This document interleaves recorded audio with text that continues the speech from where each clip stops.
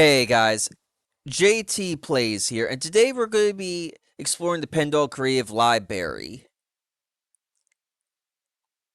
Looking at Hanos's transcript for the little thing she wants to tell us.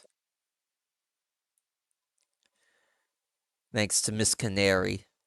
Miss Canary is the goat. Like, I'm sorry, but she is just absolute. You get out of here. She's absolutely the goat. You can stay, Miss Canary. That pop-up can go, so... And then here we have, you can't blame me. I want to go to college, and I love killing. Oh, okay. I'll try to follow along, and again, hopefully all audio systems are working.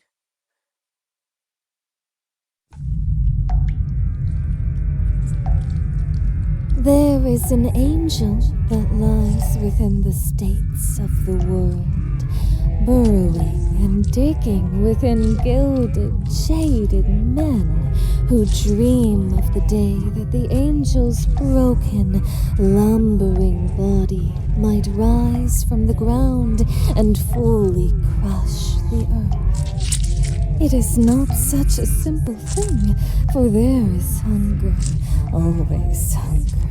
The splattering of pawns like ants against the ignorant shores of foreign delicacies. Always hunger. Always shoveling dirt through this winding, bloody red maw.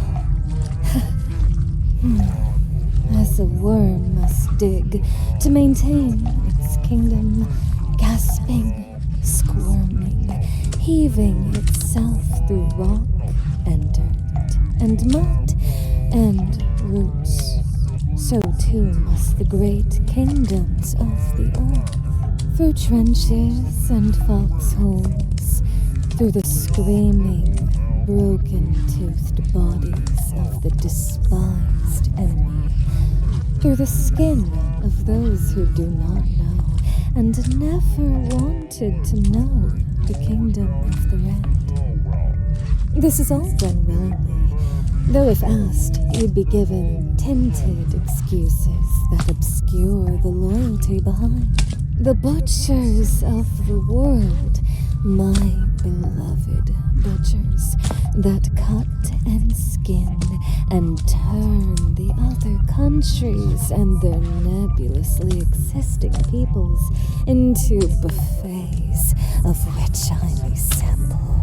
Now that I think about it, I have never truly tasted the flesh of the other people of the world. I swear I haven't. Would you go fetch me some? I'm fucking starving. Do you not believe me?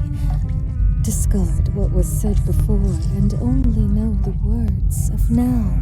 I've only ever known this worm tunnel, of which is too cramped and too cold and too little of anything for something like myself to thrive in. I am a worm, and I rightfully own the many of the soil and the choking, freezing mud.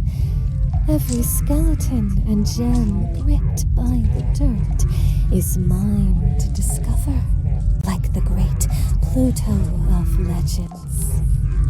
Isn't it unfair? Should a worm not be allowed to make a name, to expand her borders, to know the warmth of the world, to eat and butcher and kill, just as a starving man would be justified in skinning and devouring the livestock of another? Is it not the same situation? If everything is meant to grow and flourish, then why must those states I call my body not be allowed to eat and thrive and grow? For the sake of an ambiguous other, I have not seen them. I do not know them. They have not said a kind word of my conquests and thrilling paperback stories of survival within the world's uninhabited beast-filled jungles. or deserts empty of anything resembling community or culture. If you go to butcher livestock and the beast bites you back, is it not normal to kill the creature's family, take them hostage, and torture them in dehumanizing, decathlifying acts of brutality? To bomb the plains on which they walk and graze and set their homes, stables alight. To spread white feathers and white phosphorus across their blighted, unclean infrastructure, to purify and sanctify the sanctioned lands of degeneracy. What? It isn't. They aren't livestock. But they live on my land, the earth that is my dinner plate. If something lives on the land of a worm, then it is no more than a perishable waiting to be consumed that sits upon my shelf. Oh, why are you so distraught? You'll be covered in white feathers, and every person who dies does not die and does not truly experience pain except as a deception to the cravenly idiots trying to disrupt the function of this great body. Those who are taken in our conquest of necessity live on forever in the margins and briefly mention statistics of their savior's children's textbooks. Isn't this wonderful? Isn't this special? A faceless, unknown people immortalized through the exploits of the known civilizations of great kingdoms. I'm so fucking hungry.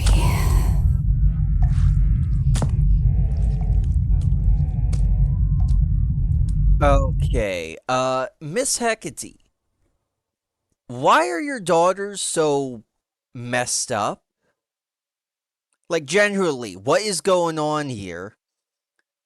I mean, I get a gist, but holy, just yikes.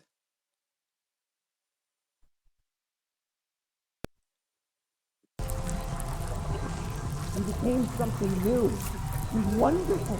We became something special.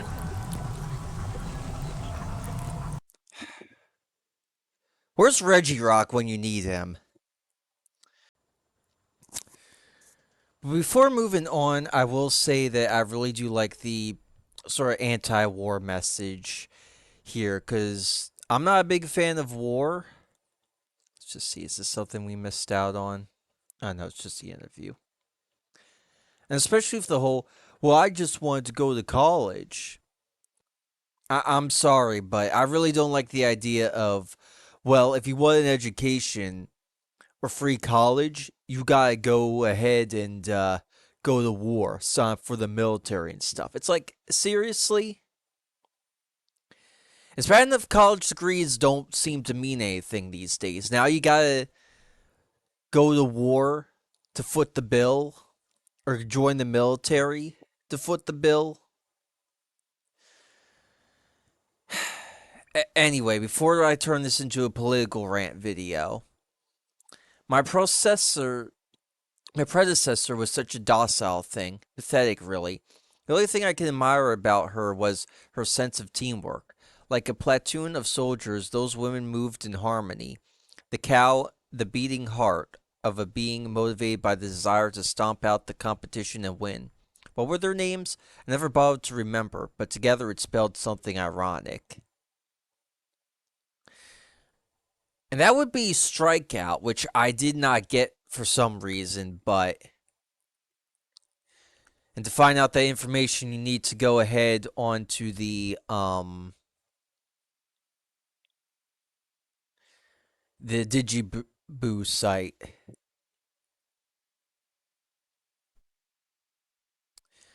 But we start off here with, oh, is there any way to Dang, I didn't want to go back to the Hungry Beast. There we go. Just open this up into a new image.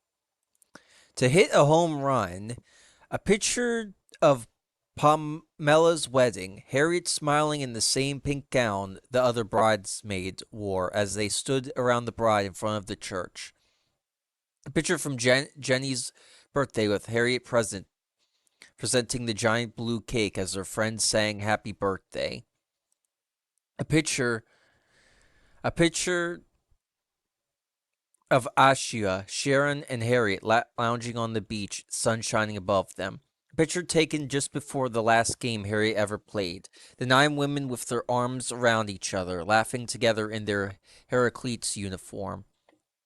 All of those, all of these once precious memories, now soaked in blood, forever blackened by Harriet's own actions, the monster that had lurked in their midst for years. So this is, I guess, a book about Harriet, the Harriet incident. The party at the Whites.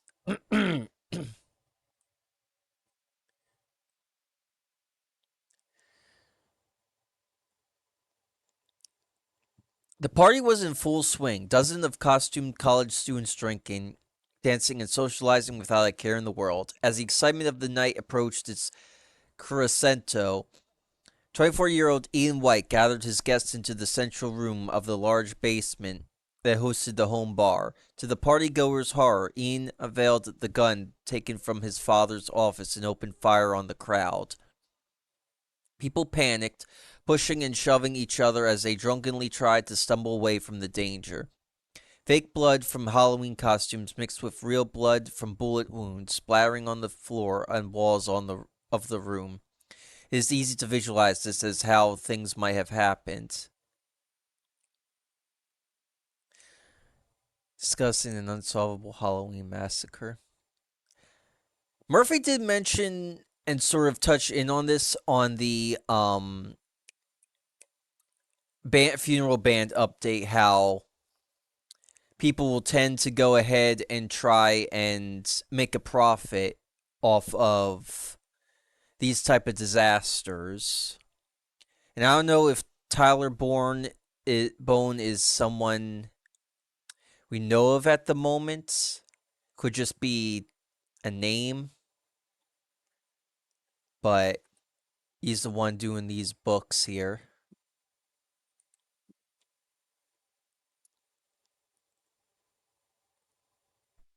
And I'm the one trying to get everything out of here.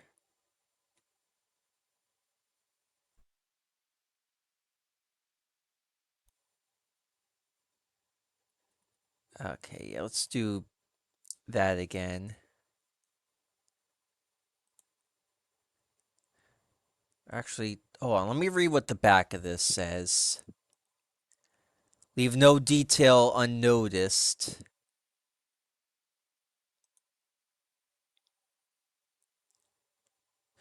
At least 112 people died because of what happened at that party. All that was left after the house collapsed and the smoke cleared was piles of flesh and bone and charred meat.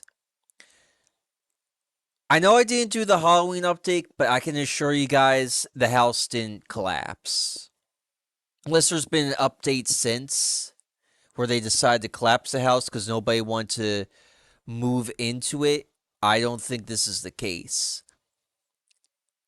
There were many people who were never ever found. Perhaps the remains had been burnt to the point of non existence, or they became one of the dozens of bodies stacked up in the morgue, too mangled to ever be identified. Not a single person who attended that party survived. There are no witnesses to give us their first-hand accounts. We may never know what exactly caused so much chaos and destruction. All we can try to do is, as investigators and people interested in the event, is put together the pieces based on text sent to friends, documented Snapchat stories, 911 phone calls, and interviews from neighbors, family members, and emergency services. And it's pigeon instead of penguin, which I think is a nice touch. It does make me wonder if they're going to see that one thing from Penny, because in the Halloween update there was a phone call where she told Ian to go to hell.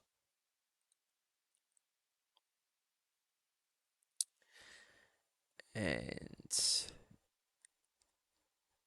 hold on. I was just hovering over it.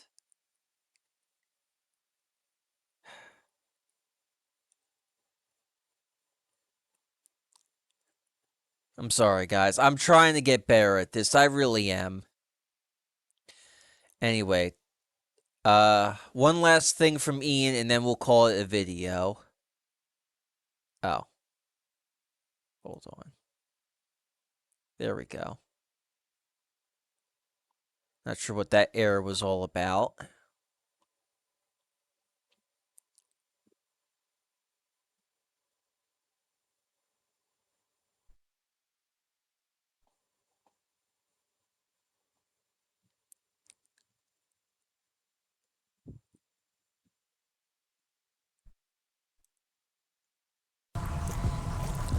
We aren't dead. We never died, and we'll live forever. We aren't dead. We're still alive, and we're gonna live forever. At this party with stale pizza and pictures of Ragnarok, the Pokemon Ragnarok hung all over the walls for some reason. This precious little thing. Please don't turn out to be as evil as your sisters. Anyway, JT signing out. See you guys in the next part where we'll talk about